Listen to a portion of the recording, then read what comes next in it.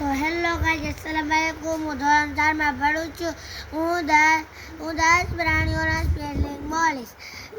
COW કાવ એટલે ગાય, CAT cat એટલે બિલાડી, DOG ડોગ એટલે કૂતરો, TIGER ટાઈગર એટલે વાઘ, ELEPHANT એલિફન્ટ એટલે હાથી, HIPPO હિપ્પો એટલે હિપ્પો, RIHAN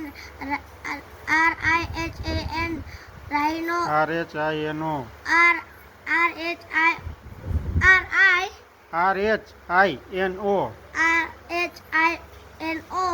રાઇનો એટલે ગેંડો, LION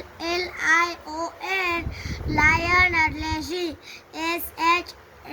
SHEEP શીપ એટલે ઘેટું, GOAT ગોટ એટલે બકરી.